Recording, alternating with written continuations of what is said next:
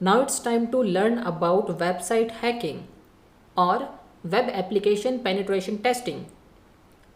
But first of all, you must know that what is a website, because if you don't know what a website is, then how can you able to perform attacks on any website, right? Then we will learn what is a web server. For example, Apache is a very popular web server around the world because more than 60% of the websites are running on Apache server, and Apache web server runs on Linux, right? Now if you don't know about Apache web server, then you must go to the second last section of this course, which is Linux for beginners, and go to the last lecture of that section, which consists of what is Apache web server and how you can configure it, right? Then we will perform footprinting of websites.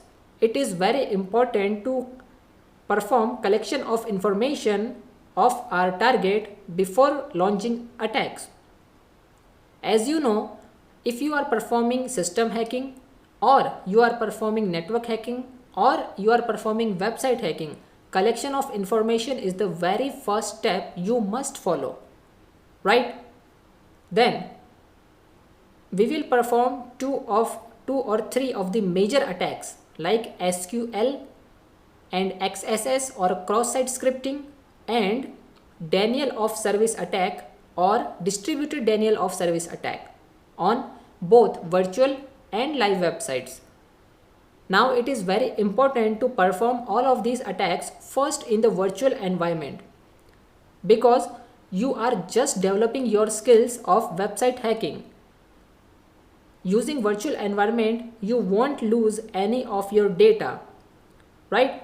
And you will also gain some of the important skills. So if you learn any new tool or techniques from the internet, it is best to perform it first in the virtual environment, and once you become comfortable, then only you will go for the live website hacking, right? And remember, you only perform live website hacking by taking all the required permissions from the owner of the website. Okay, so in my case, I am going to use a virtual environment where I have installed three different systems.